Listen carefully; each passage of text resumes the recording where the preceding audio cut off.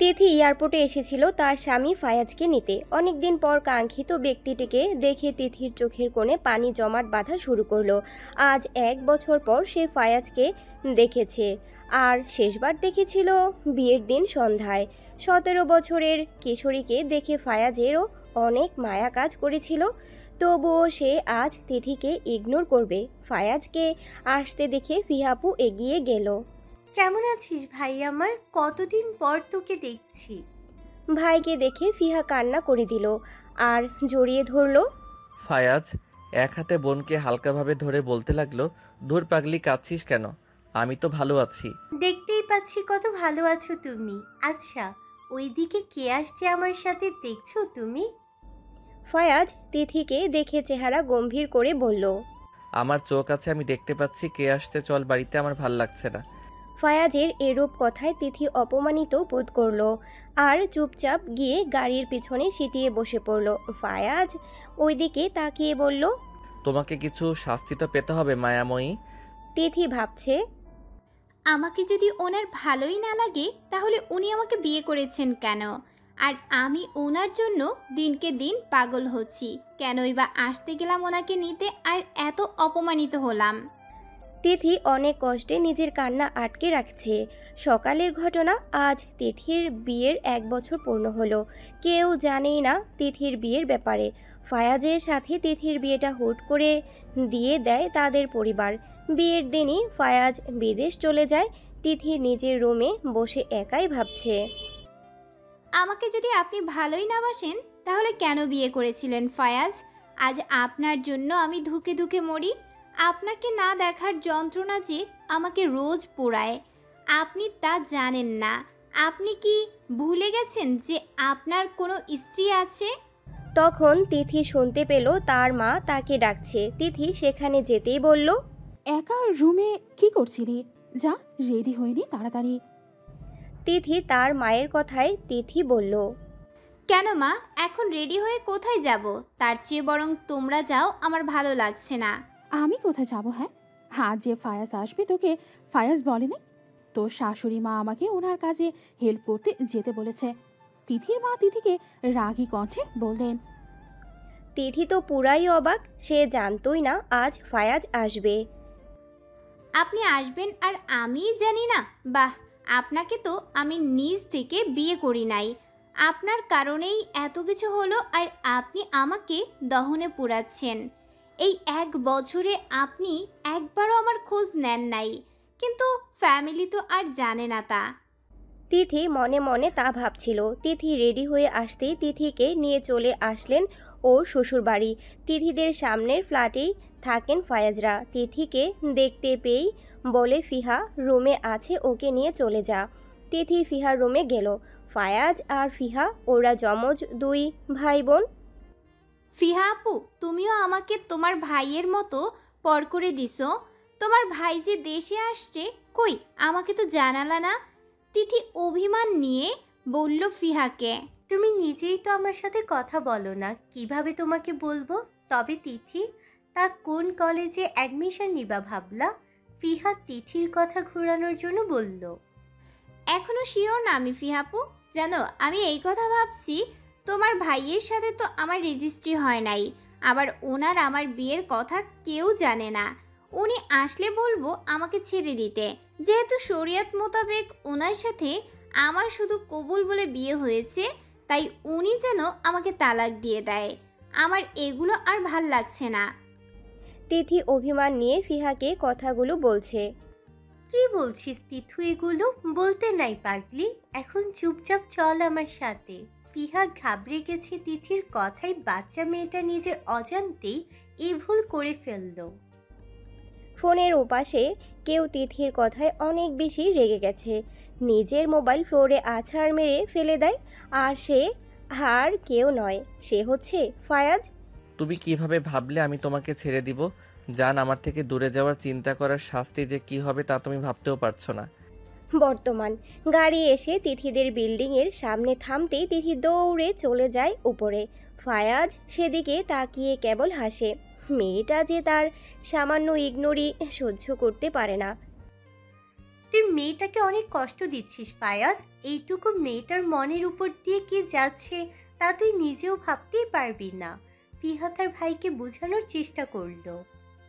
এই পিচ্চির উপর যে আমার মায়া পড়ে গেছে রে ফিহু, ওকে ছাড়া আমি বাঁচার কথা ভাবতেও পারি না। তাই তো সেদিন ওভাবে বিয়ে করি। আর ও বয়স কত দেখ, ওভাবে চলে না গেলে কি হতো তুই ভাবছিস? আমি আর কি বলবো, তোর ব্যাপার তুই ভালো জানিস, কিন্তু মেয়েটা তোকে খুব ভালোবেসে ফেলেছে। এরপর ফায়াজ আর ফিহা নিজেদের ফ্ল্যাটের উদ্দেশ্যে হাঁটা শুরু করলো। তিথি নিজের ফ্ল্যাটে এসে নিজের রুমে দরজা আটকে খাটে বসে পড়ল। সাউন্ড বক্সে গান ছেড়ে চিৎকার করে কান্না শুরু করলো। সে তো ফায়াজের এমন বিহেভ আশা করে নাই।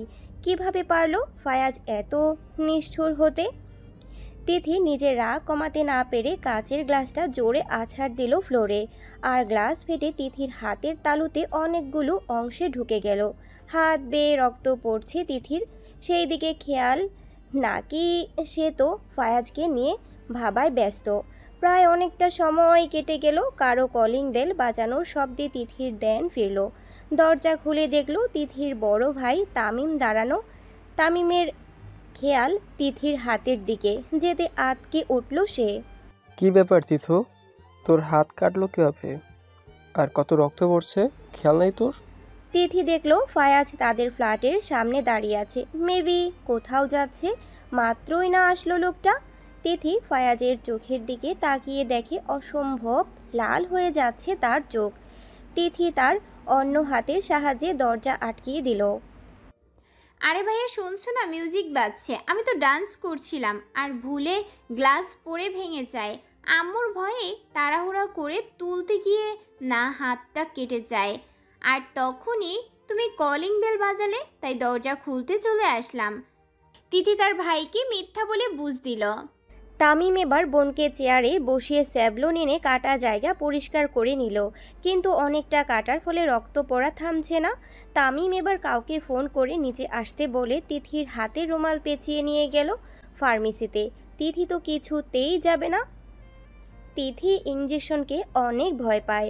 এবার তামিম জোরে এক ধমক দিল তিথিকে। ভাইয়ের ধমকে ভয় পেয়ে কান্না করে দিল তিথি। আর ওর চারপাশে সব অন্ধকার হয়ে যাচ্ছে, ধীরে ধীরে নেতিয়ে পড়ছে ভাইয়ের ওপর, তা বুঝতে পারছে ও। আর কিছু বুঝতে পারল না। যখন তিথির জ্ঞান ফিরে আসলো, সে নিজেকে কারো বাহুবন্ধনে আবিষ্কার করলো। চোখ খুলে তাকিয়ে দেখে ফায়াজের কোলে তিথি। এবার প্রায় আশ্চর্য হয়ে যায় সে। কিভাবে? হাতের দিকে তাকিয়ে দেখতে পেল হাতে ব্যান্ডেজ করা, অন্য হাতে ক্যানোলা লাগানো, স্যালাইন চলছে। ফায়াজ তিথিকে কোলে করে হেঁটে যাচ্ছে, আর তামিম স্যালাইনে ব্যাগ উঁচু করে ধরে রেখেছে। আমাকে নামান, আমি হেঁটে যেতে পারবো। অনেকক্ষণ চুপচাপ থাকার পরে তিথি বলল, আর ফায়াজের দিকে একবার দেখে নিল। ফায়াজ তিথির কথাকে পাত্তা না দিয়ে চুপচাপ নিজের মতো করে হেঁটে যাচ্ছে। বাসায় ইতিমধ্যে তিথির মা কান্নাকাটি শুরু করেছে। মেয়ের হালকা ব্যথাও যে তিনি সহ্য করতে পারে না। ফিহা আর ফিহার মা ওনাকে শান্ত করতে ব্যস্ত। কেন এমন হলো? আল্লাহ, আমার মেয়েটার হাত কতটা কাটছে। এই মেয়ে নিজের খেয়াল রাখে না কেন? ফিহা তোদের সাথে না আসছে, তাহলে ওকে একা বাসায় কেন যেতে দিলি? আন্টি কান্না কইরো না তুমি। আমি আর ভাই গাড়ি থেকে নামার আগেও দৌড় দেয়, ওর নাকি পানির পিপাসা লাগছে। ভাইয়ের বিহেভিয়ার যে তিথুর খারাপ লাগছে তা তো বলা যাবে না, মনে মনে ভাবলো ফিহা। তুমি এটা ভালো কাজ করলা না মায়াময়ী। আমার রাগ নিজের উপর কেন দেখালে? তুমি কি আমাকে একটু বুঝবা না? মনে মনে আওড়াতে থাকে ফায়াজ। কথাগুলো তিথিকে নিয়ে ফায়াজ নিজেদের ফ্ল্যাটে গিয়ে নিজের রুমে শুয়ে দিল। এর মাঝে তিথি অনেক কথা বলেছে, কিন্তু ফায়াজ একটা কথারও উত্তর দেয় নাই। কিভাবে নিজেকে কে জানে, এতগুলো প্রশ্ন জিজ্ঞাসা করলাম, একটারও উত্তর দিল না। এই বজ্জাত বেটায় আসিল আমার কপালে আল্লাহ। বিড়বিড় করে বলল। কিছু বললে? তিথিকে বিড়বিড় করতে দেখে ভাবলো হয়তো কিছু লাগবে। হ্যাঁ পানি দিবেন আমাকে, হ্যাঁ পানি দিবেন আমাকে, আমার পানির পিপাসা পেয়েছে। তিথি এক ভ্রু হালকা উপরের দিকে উঠিয়ে ভাবলো কিছু শুনে নাই তো।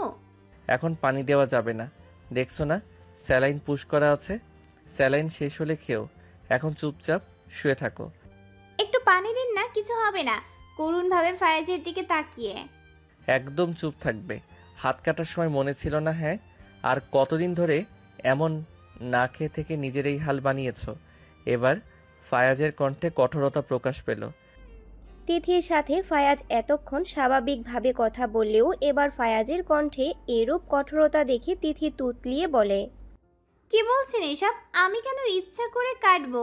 ভুলে কেটে গেছে। আর আমি না খেয়ে থাকি না।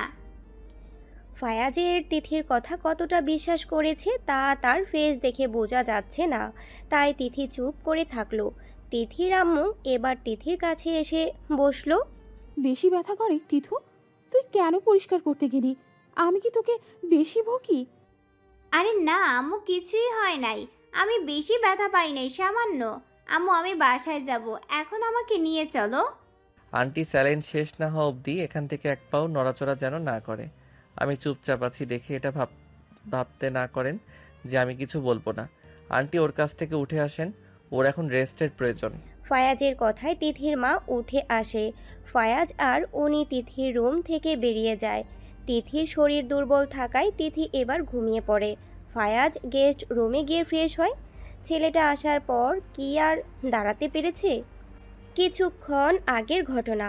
ফায়াজকে তামিম মেসেজ করে আসতে বলে, তখন ফায়াজ এসে এগুলো দেখে হতভম্ব হয়ে যায়।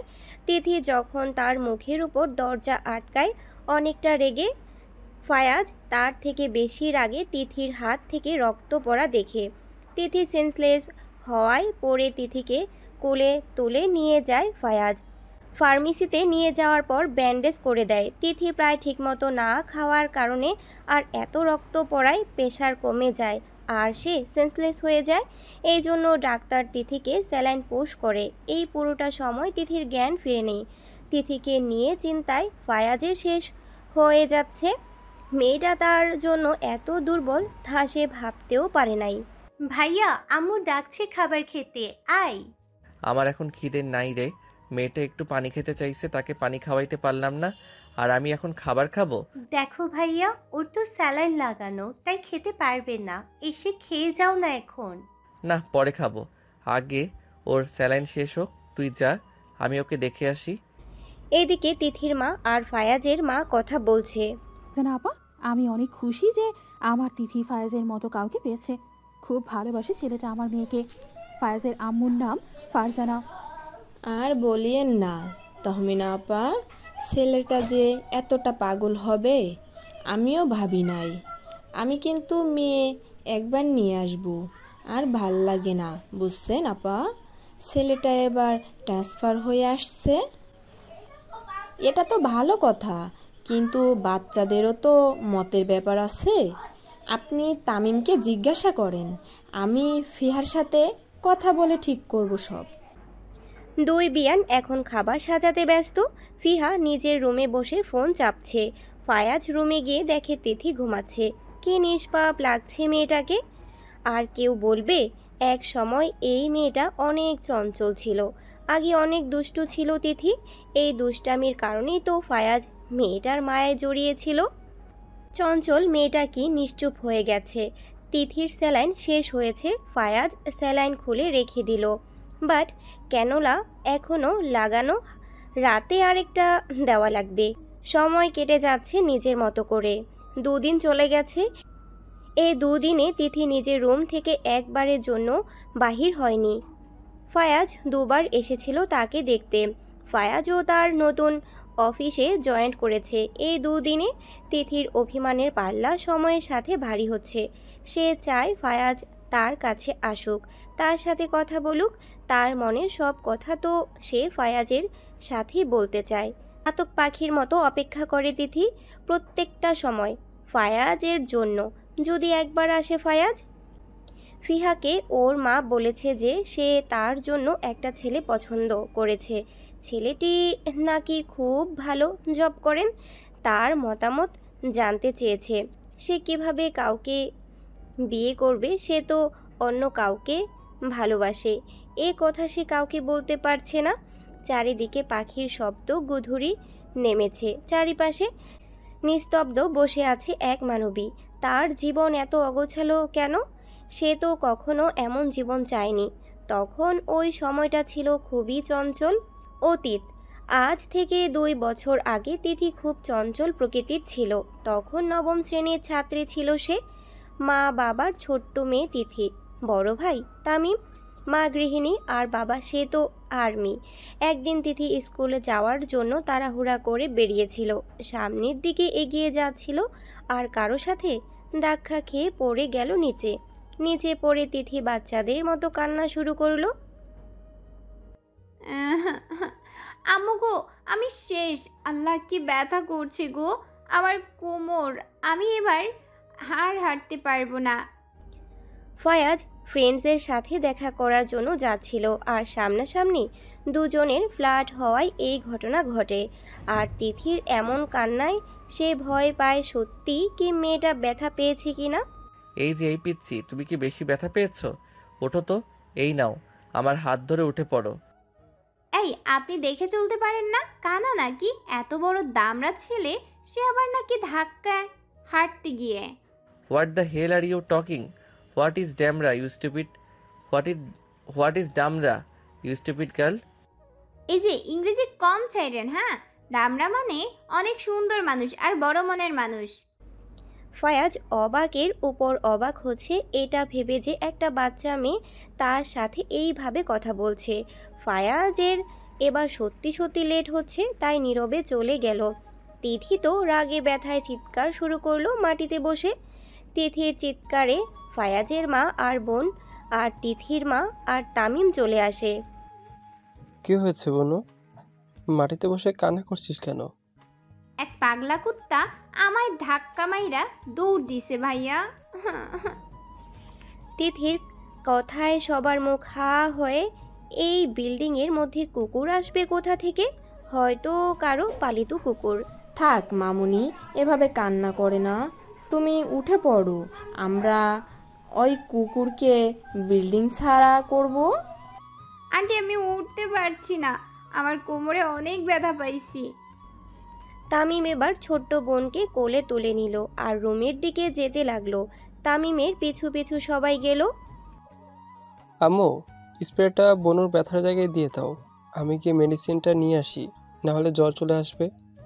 তামিম চলে যেতেই তিথির মা ব্যথার জায়গায় স্প্রেটা দিয়ে মালিশ করতে থাকে।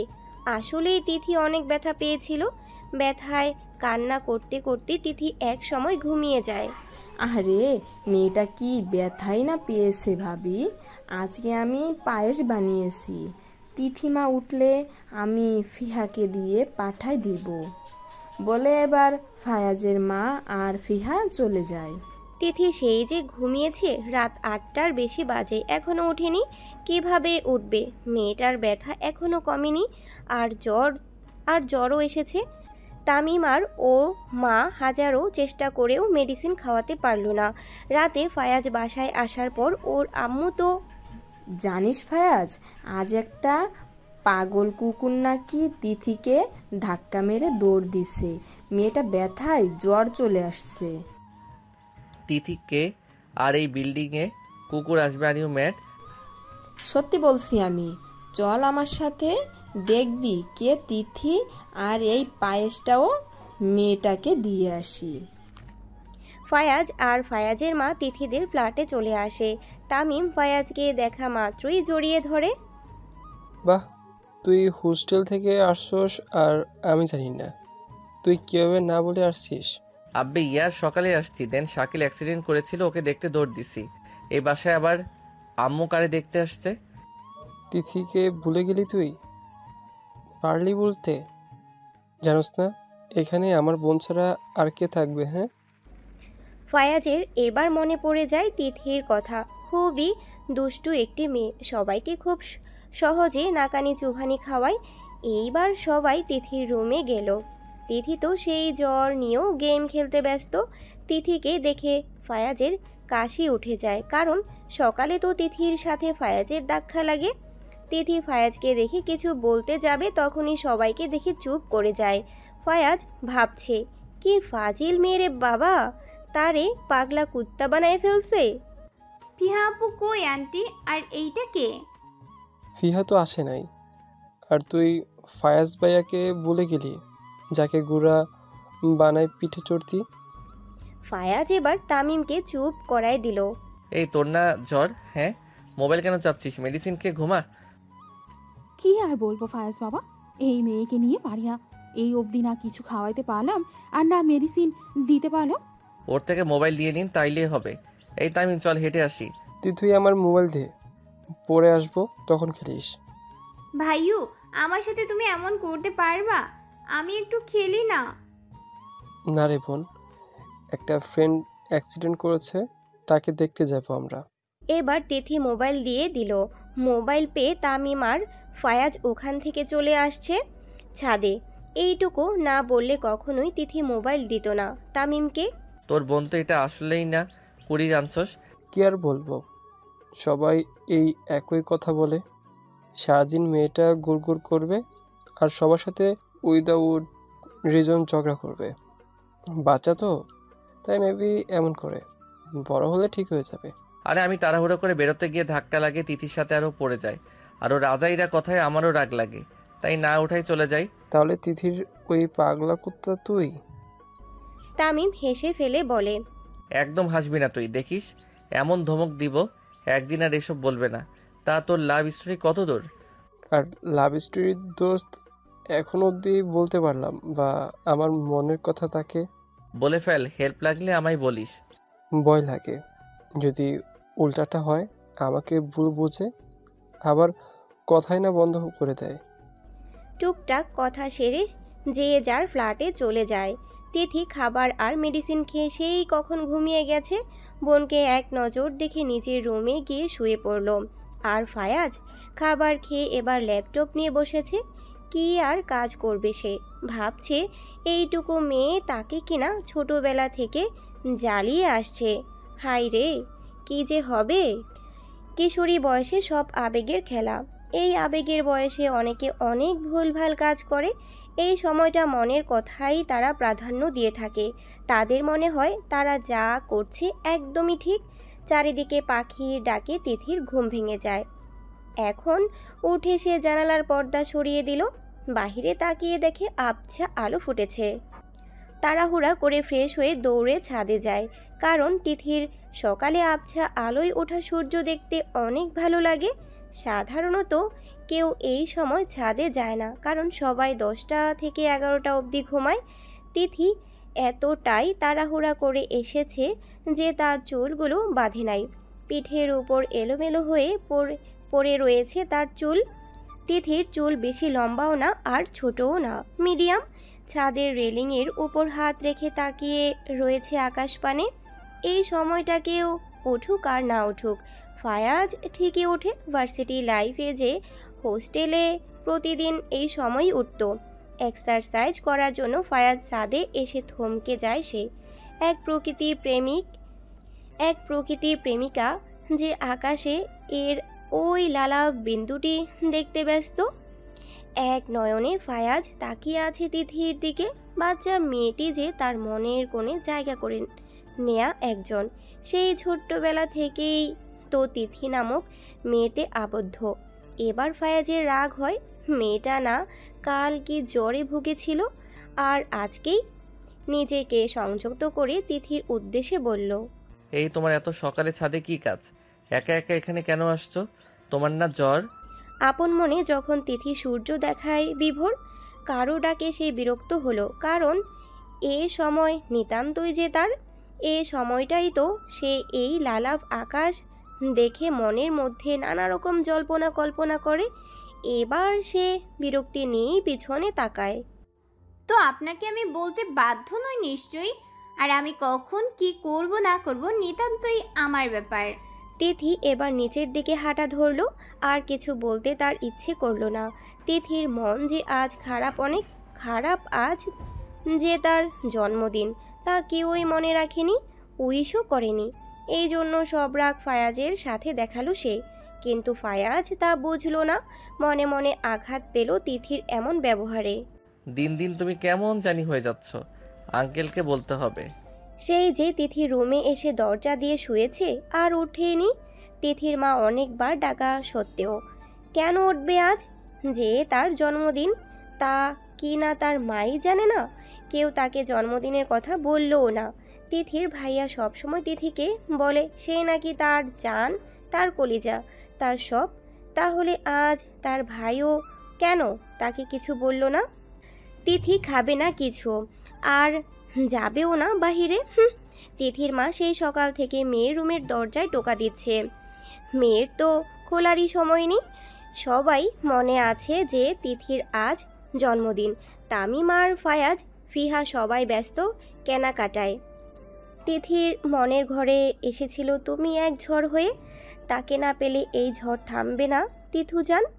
যেভাবেই হোক তাকে তিথির লাগবে। সে মনে মনে বলল, আসছি, আমি আসছি। তো আমি সব কিছু করা ফায়াজের কমপ্লিট। তাই সবাই ধীরে ধীরে বাসায় গিয়ে ফ্রেশ হলো। তামিম এসে যখন শুনল তিথি না খেয়ে এখনও রুমে বসে আছে। বনু, এই বনু, দরজাটা খোল, দেখ ভাইয়া অ্যাক্সিডেন্ট করছি। উফ, আম্মু কি ব্যথা। তামিম একটু নাটক করেই বলল, যাতে তিথি রুম থেকে বেরিয়ে আসে। তা না হলে কখনোই তারে দিয়ে দরজা খোলানো যাইতো না। সত্যি ভাইয়ের ব্যথায় খবর পেয়ে বেরিয়ে আসলো কিশোরীটি। চোখে মুখে প্রকাশ পাচ্ছে আর একটু হলেই কেঁদে বন্যা বানিয়ে ফেলবে সে। এই কুত্তা শয়তান, তুই আমাকে মিথ্যা বললি কেন? ভাইয়া আমার কত কষ্ট হচ্ছিল। Can you imagine that? Sorry বনু, তুই দরজা খুলছিলি না, তাই তো মিথ্যা বলতে হলো। তুই নাকি খাস নাই? হ্যাঁ, কেন খাবো আমি? তুমি না প্রতিদিন আমাকে খাইয়ে দাও, ঘুম থেকে ডেকে তুলো। তাহলে আজ কোথায় ছিলে? তোকে বলছিলাম না আমার বন্ধু হাসপাতালে, তারে দেখতে গিয়েছিলাম। ওর অবস্থা তো ভালো না রে বনু। তুই কি রাগ করছিস? ঠিকই তো, ভাইয়ার বন্ধু অসুস্থ না হলে কখনোই ভাইয়া এভাবে আমাকে রেখে যেত না। এজন্যই গেছে রে। থাক, আমার ভাইয়ার ওপর কত না প্রেশার যাচ্ছে। মনে মনে এগুলো ভাবছিল তিথি। তখন তামিম তাকে আবার বলল, কি ভাবছিলি বনু? হ্যাঁ চল, আমি খাইয়ে দেই। ভাইয়া আমাকে শাকিল ভাইয়াকে দেখতে নিয়ে যাবা? আচ্ছা, আমরা বিকেলে যাব, ঠিক আছে?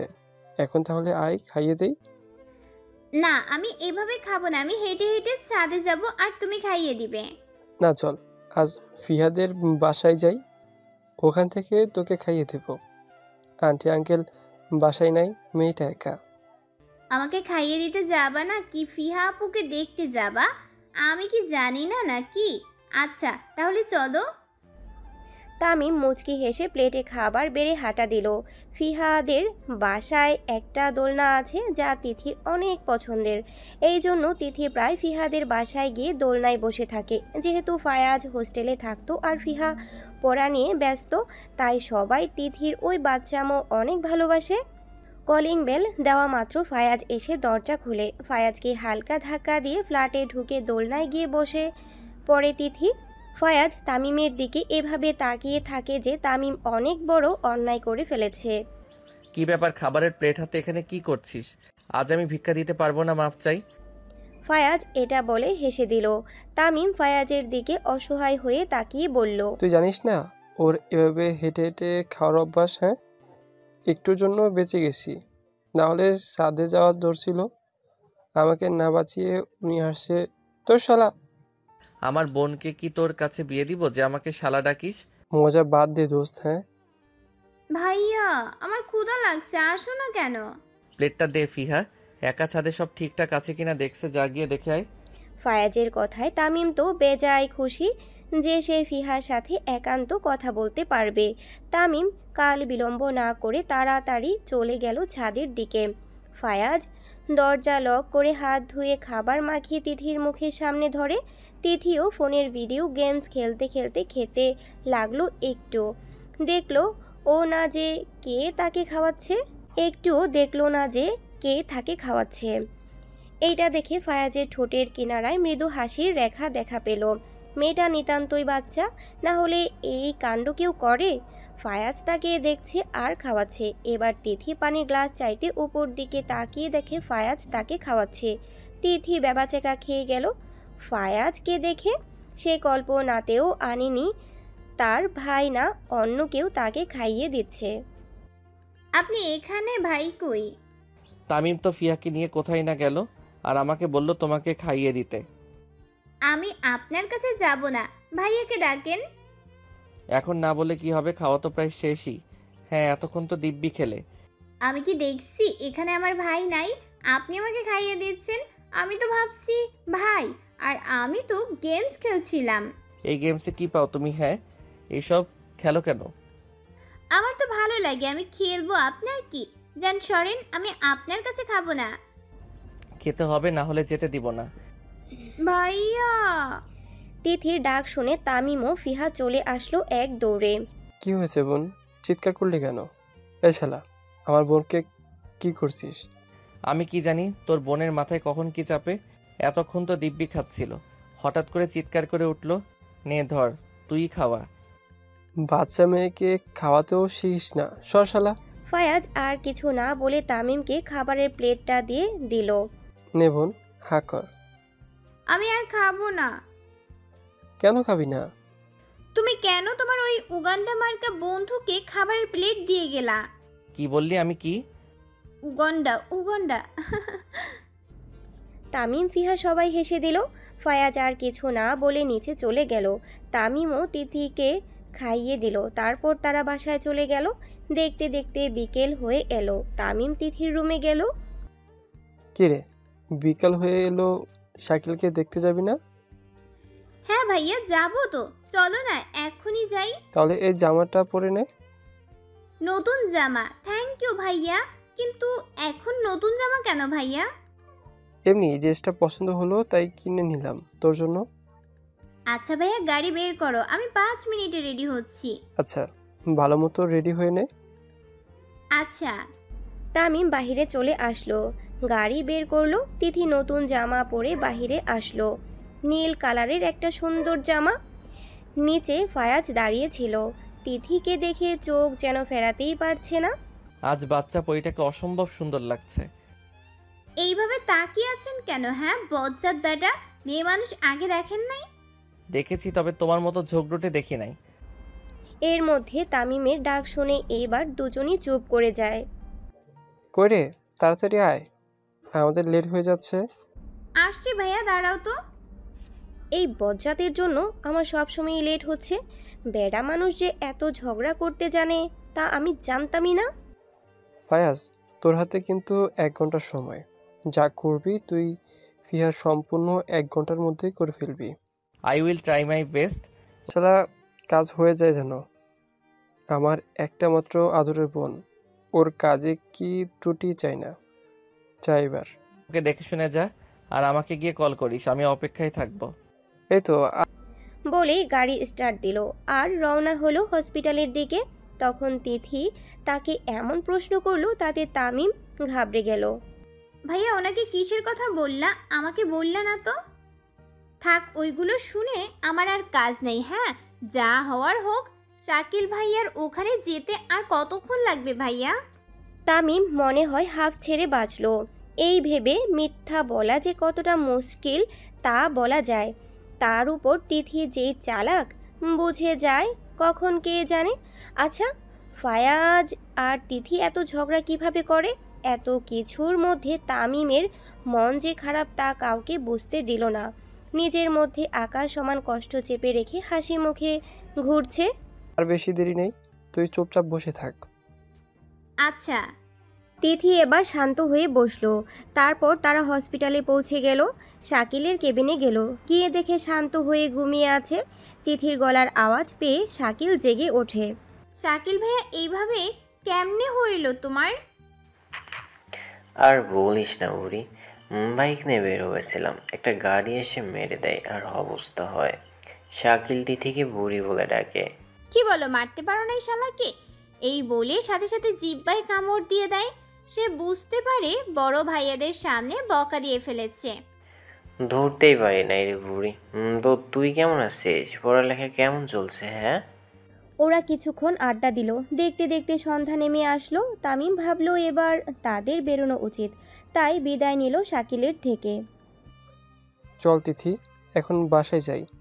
ওকে তো 2-1 দিনের মধ্যে রিলিজ করে দেবে, তারপর বাসায় আসবে। আচ্ছা শাকিল ভাইয়া আসবে কিন্তু। অবশ্যই যাব বুড়ি।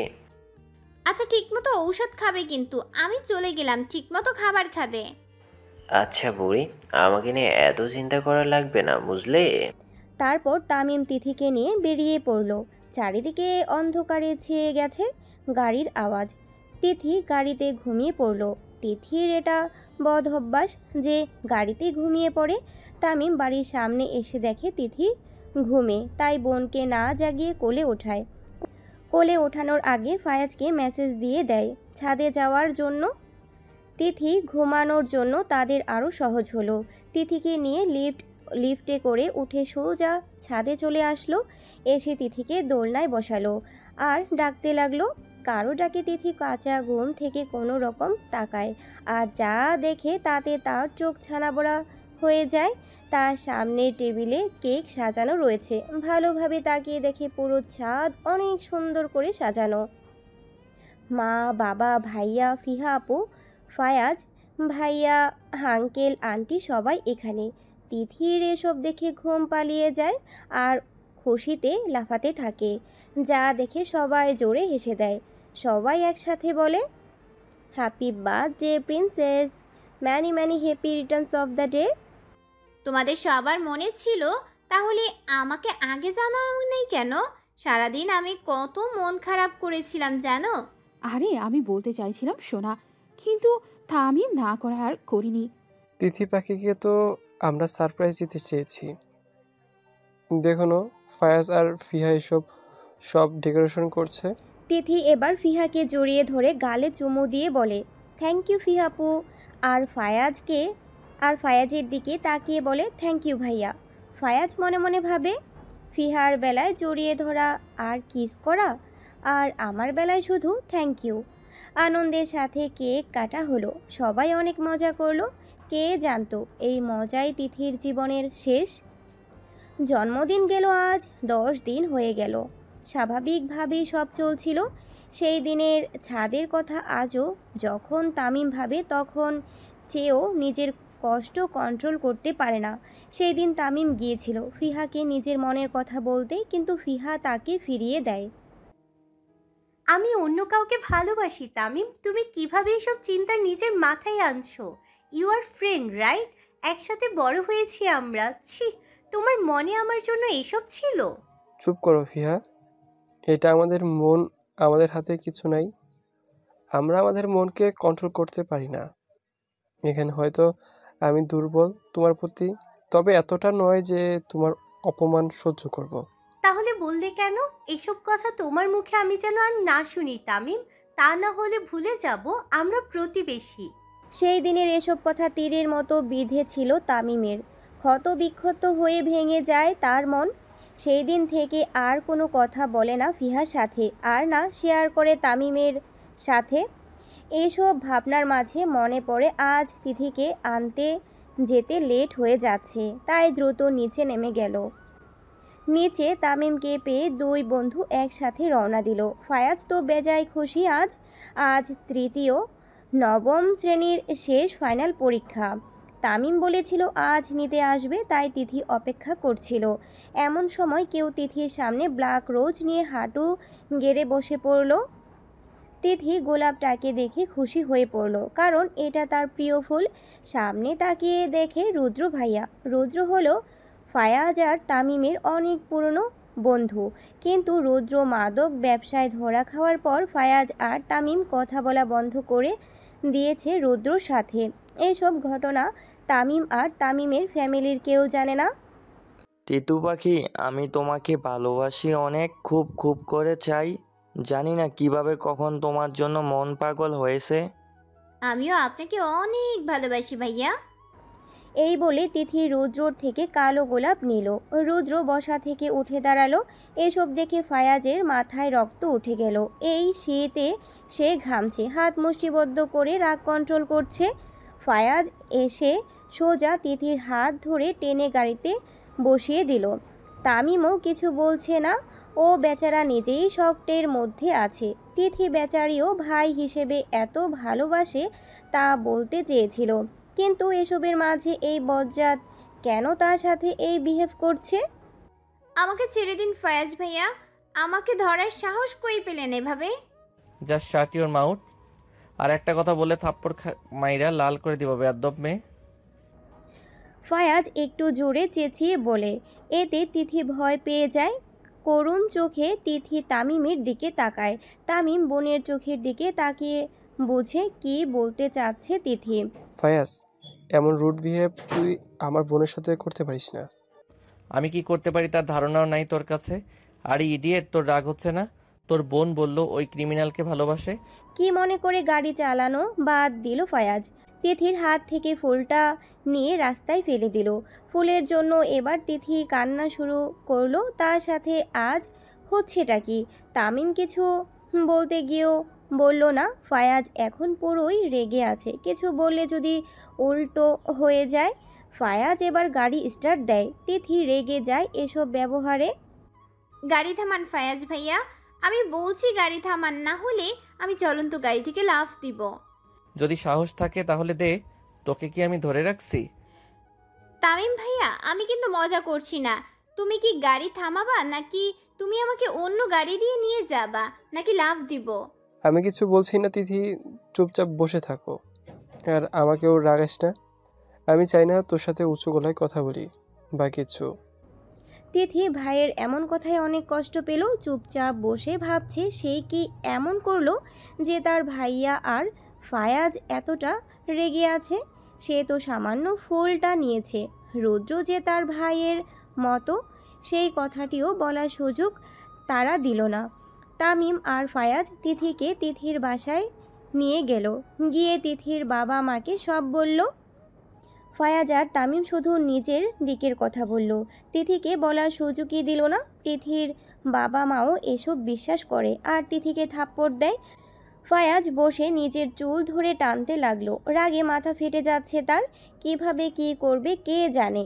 উঠে নিজের ফ্ল্যাটের দিকে যেতে লাগলো ফায়াজ। চারিদিকে নিস্তব্ধতা ঝেঁকে বসলো। শুনশান বাড়ি। কোনো কথা নেই কারো মুখে। একটি ঝড়ে লণ্ডভণ্ড করে দিল সব। কে বা জানতো আজ এমন কিছু হবে। ঘরের দরজা আটকে এলোমেলোভাবে ফ্লোরে শুয়ে আছে তিথি। শুয়ে শুয়ে ফুপিয়ে কান্না করছে সে। সবাই যে তাকে ভুল বুঝলো। তার জীবনে এত বড় একটা ঘটনা ঘটে গেল, কিভাবে এসব মেনে নেবে সে? ফায়াজের মা বসে কান্না করছে, কারণ তার ছেলে চলে যাচ্ছে বিদেশে। তুই যদি আগে থেকেই ঠিক করেছিস যে তুই বিদেশে চলে যাবি, তাহলে কেন ওই বাচ্চা মেয়েটাকে বিয়ে করলি এত নাটক করে? আমার কোনো কথা ভালো লাগছে না, যাও এখান থেকে। হ্যাঁ, ওই ঘটনার পর রাতেই ফায়াজ তিথিকে বিয়ে করে। ফায়াজ আর তিথির পরিবার বিয়েতে রাজি ছিল না, কিন্তু ফায়াজের জিদের কাছে হার মানতে হলো তাদের। আজ সকালে ফায়াজ অনেক খুশি ছিল, কারণ তার জবের জন্য তাকে 1 বছরের জন্য বিদেশে থাকতে হবে। এটা তার কেরিয়ারের জন্য অত্যাধিক জরুরি। আজ তিথিকে বলে বিদায় নিত। এখন ফায়াজ চলে যাচ্ছে প্লেনের উদ্দেশ্যে, সাথে তামিম যাচ্ছে এগিয়ে দিতে। ওই দিন চলে গেল ফায়াজ। তিথির এমন অবস্থা হয়েছে ওই দিনের জন্য।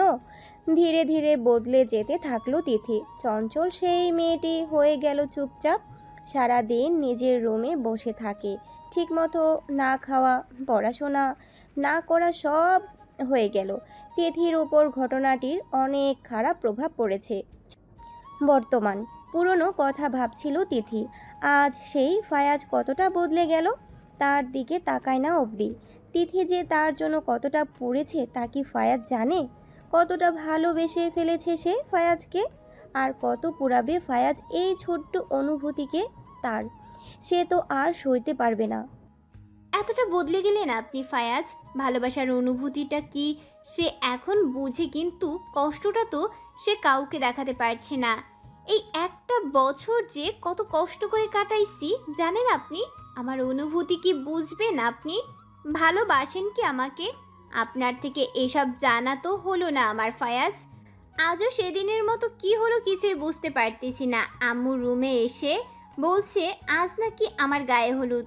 এখন সময়টা হলো 4টার মতো। আমি আমার নিত্যদিনের মতো ছাদে দাঁড়িয়ে আছি। ছাদে দাঁড়িয়ে আগের কথা ভাবি। ছাদে দাঁড়ালেই দেখা যায় চারপাশের প্রকৃতির সেই বিরল রূপ। চারদিক কেমন নিশ্চুপ, হালকা আধার। ঝড় বা বৃষ্টি আসার আগের মুহূর্ত। ওগো প্রকৃতি, আমার মতো কি তোমারও মন খারাপ? আমার মতো কি অঝোর ধারায় কান্নার প্রস্তুতি নিচ্ছ? নিবে? আচ্ছা নাও। এগুলো একা একা বিড়বিড় করছিলাম, তখন আমার মায়ের আগমন ঘটে। আর এ কথা বলেন, মা আমার এখন কথা বলতে ভাল লাগছে না, বাসায় যাও, আমি আসছি, সেখানেই কথা হবে। আমাকে এখন একা থাকতে দাও। চুপ করে এখন আয় আমার সাথে।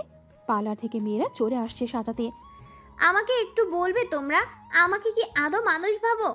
আমি যে রোবট না, আমারও অনুভূতি আছে, আমারও কষ্ট হয়। সব সময় সব কিছুর দায়ভার আমাকে নিতে হয় কেন? আমার কথা কেউ শুনে না কেন? সারাদিন তোমরা আমাকে অবিশ্বাস করছিলে, আমি তো তা মেনে নিয়েছিলাম। ফায়াজের সাথেও বিয়েটাও করে নিয়েছিলাম। কেউ কি ভাবছো সেই ছোট্ট তিথির উপর দিয়ে কি যাচ্ছে বা যাচ্ছিল? তিথির এসব প্রশ্নের জবাব যে নাই তিথির মায়ের কাছে। তাই তো, হ্যাঁ, তারা প্রথম থেকে মেয়ের মতামত নেয়নি, শুরু থেকে তারা মেয়ের কথাই শোনেনি। আমাকে মাফ করে দিস মা, ওই দিন আমাদের কিছুই করার ছিল না। ফায়াজ প্রায় উন্মাদের মতো বিহেভ করছিল।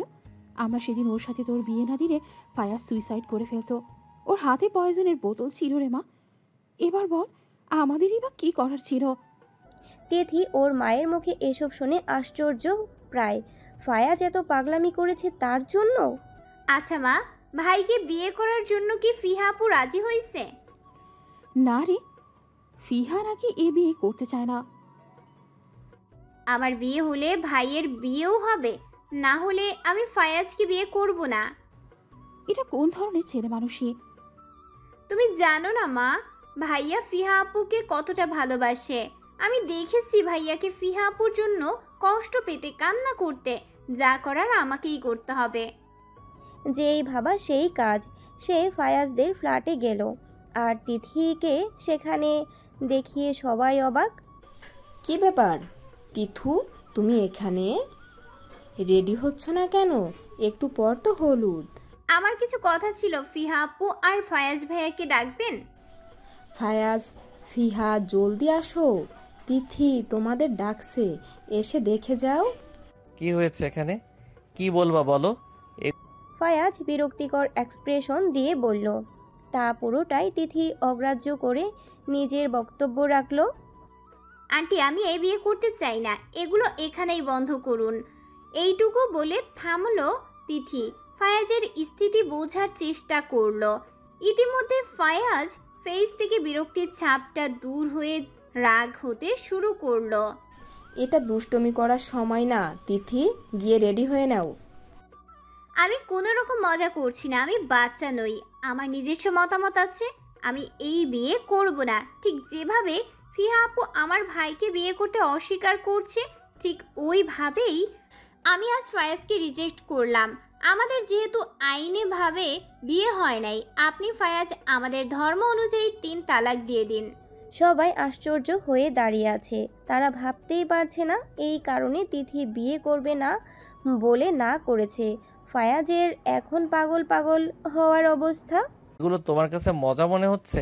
এ বিয়ে হবেই, আর আজই গায়ে হলুদ হবে। আমাকে জোর করে যদি আপনি বিয়ে করার চেষ্টা করেন, তাহলে মনে রাখবেন এই দিনই আমার লাইফের শেষ দিন। ফায়াজ তিথির এসব কথায় রাগ সামলাতে না পেরে টেবিলে থাকা সব কিছু নিচে ফেলে দিয়ে ভেঙে দিচ্ছে। ফিহা স্ট্যাচু হয়ে দাঁড়িয়ে আছে, কি বলবে বুঝতে পারছে না। তবুও নিজেকে ধার্যস্থ করে বলল, আমি তামিমকে বিয়ে করার জন্য না করায় সে এইভাবে প্রতিশোধ নিচ্ছে। এতটা নোংরা তামিম, ছি! শেষ অবধি নিজের বোনকে হাতিয়ার হিসেবে ব্যবহার করছে। তিথি, তুমি কিভাবে তোমার ভাইয়ের কথা এসব বলতে পারলা? আমার ভাইটা তোমাকে ভালোবাসে, আর তামিম এতটা স্বার্থপর কিভাবে হচ্ছে? ফিহা আর কিছু বলবে তার আগেই তিথি ফিহার গালে চড় মেরে দেয়। এতে সবাই আরও বেশি অবাক হয়। আমাকে ক্ষমা করবেন মিস ফিহা, আপনি বুঝতে পারেন নাই আমার ভাই আমাকে ব্যবহার করছে না। শুনেন, এইসব কিছু আমার ভাই আমাকে বলে নাই, আমি একা একাই জানছি। আর আমি কি বললেন? আমার ভাই নোংরা? নোংরা মনের মানুষ তো আপনি। হ্যাঁ আপনি, আপনার মতো মেয়ের ভাগ্য যে আমার ভাই আপনাকে ভালোবেসেছিল। আর শোনেন, আমার ভাই আপনাকে নিজের স্বার্থে ব্যবহার করে নাই, আপনার ওই সো কল্ড বয়ফ্রেন্ডের মতো। আমি এটা কখনোই বলতাম না ফিহা আপু, আজ বলতে বাধ্য হচ্ছি। তোমার নিজের ক্যারেক্টার ঠিক আছে। ফায়াজ নিজের বোনকে ক্যারেক্টারহীন শব্দ শোনা মাত্র তিথিকে থাপ্পড় মারল। তোমার সাহস কিভাবে হয় আমার বোনকে এসব বলার? তিথি এবার তাচ্ছিল্যপূর্ণ হাসি দিল, যার অর্থ কেউ না বুঝলেও ফিহা ঠিকই বুঝেছে, তাই তো সে রীতিমতো ঘামছে। আরে আমাকে মারার আগে আপনি শুনতেন এসব কথা আমি কেন বলছি। আপনার থেকে এসব ব্যতীত আর কি বা আশা করব আমি ফায়াজ। আপনার বোন যে 4 মাসের অন্তঃসত্ত্বা আপনারা জানেন। আপনার বোনের বয়ফ্রেন্ড যে আপনার বোনকে চিট করেছে জানেন না, জানবেন কিভাবে? তামিম ভাই তো আপনাদের বলে নাই এসব। আপনার বোন আর তার বয়ফ্রেন্ড গেছিল অ্যাবর্শন করাতে আমার ভাইয়ের চেম্বারে। তারা ভাবে নাই যে ডক্টরটা আমার ভাই তামিম হবে। এসব জানার পরও আমার ভাই আপনার বোন ফায়াজ আন্টি আপনার মেয়েকে বিয়ে করতে চাইছে, আর সে কি আমার নখ দিল, ভাইকে এসব কটু কথা বলল। আমি পারলে সব চেপে যেতে পারতাম, কিন্তু এটা আমার ভাইয়ের প্রশ্ন, তাই তার সাথে কোনো কম্প্রোমাইজ করব না। অনেক বলে ফেলেছি, আমাকে ক্ষমা করে দিবেন। ছোট হয়েও বড় মানুষের গায়ে হাত উঠিয়েছি, কিন্তু আমার ভাইয়ের বিরুদ্ধে এসব বললে আমি কখনোই সহ্য করব না। আসছিলাম সব ঠিক করতে, এলোমেলো করে দিয়ে চলে যাচ্ছি। তিথি চলে যাওয়ার পর সবাই স্তব্ধ হয়ে বসে আছে। ফায়াজের মা মুখে কাপড় চেপে কান্না করছে। ফায়াজ সোফায় বসে 2 হাত মাথায় ঠেকিয়ে রাখছে, আর ফিহা দাঁড়িয়ে আছে। সে ভাবে নাই তার এসব এভাবে ফাঁস হবে। রাগ হচ্ছে ফিহার, ক্ষোভ জমেছে তিথির উপর। আমার লালন পালনে কি কোনো খামতি ছিল? কি দেই নাই আমি তোকে?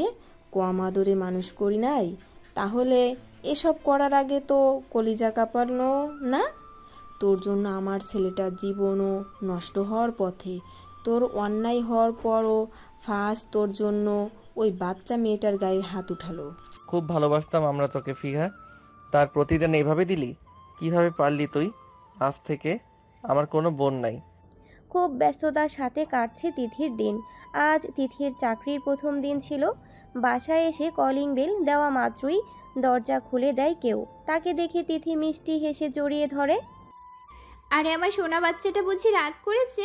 আই এম সরি বাচ্চা, মাম্মা আর লেট করে না।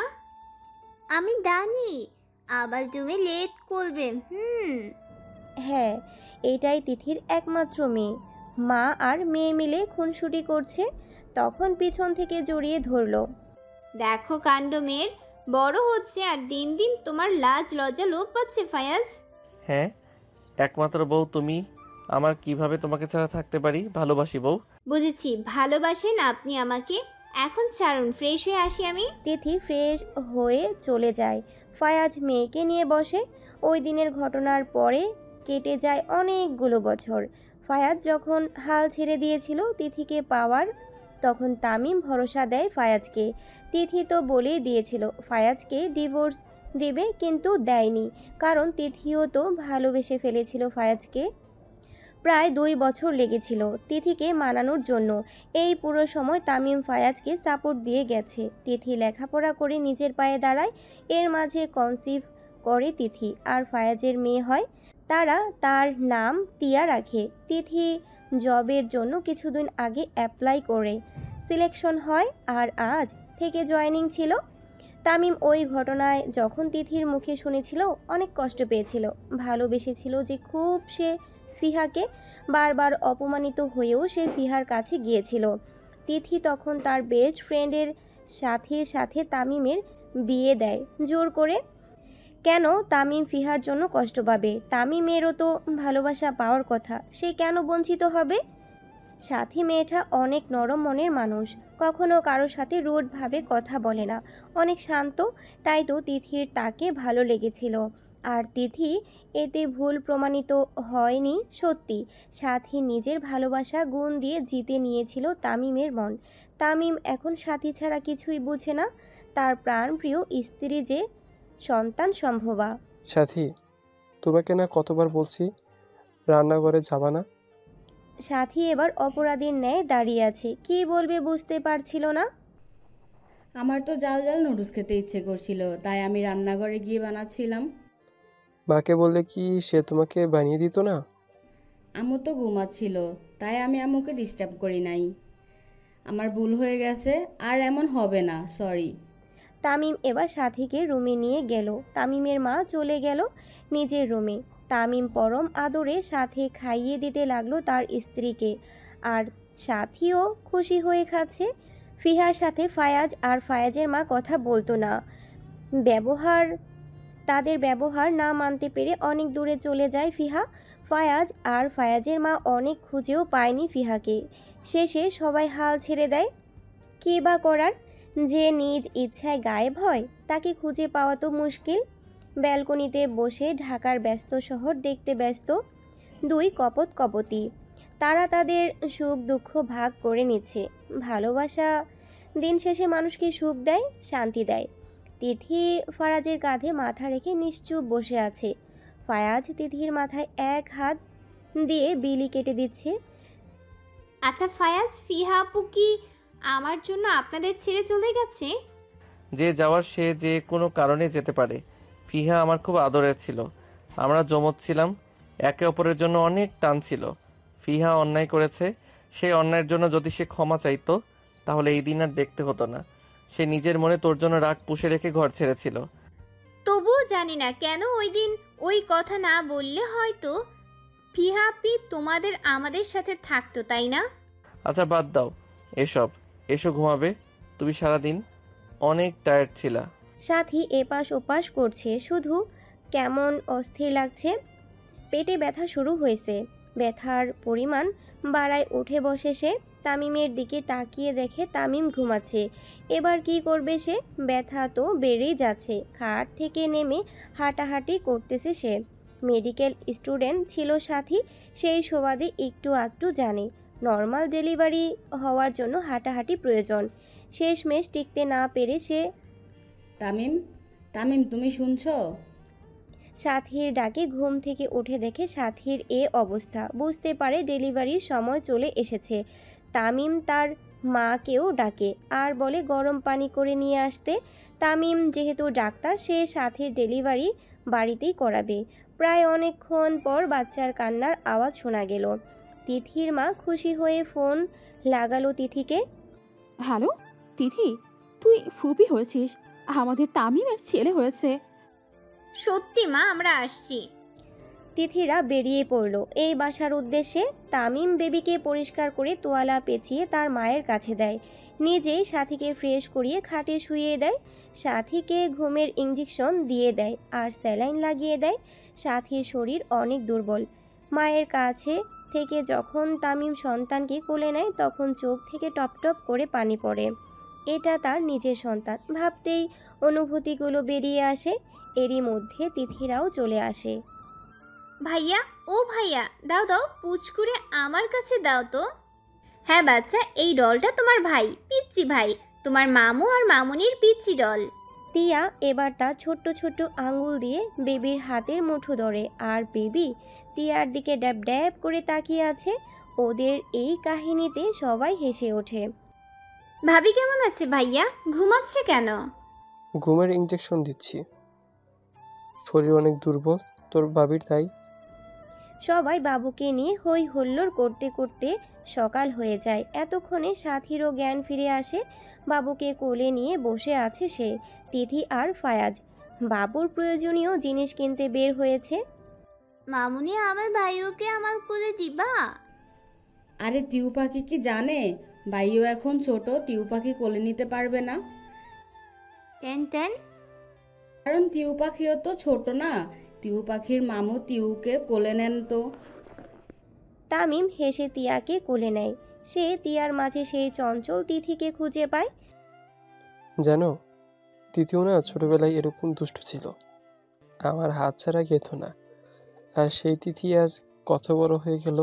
এইভাবে সুখে দুঃখে কাটতে লাগলো তাদের জীবন। দোয়া রইল তারা যেন একসাথে সুখে থাকে।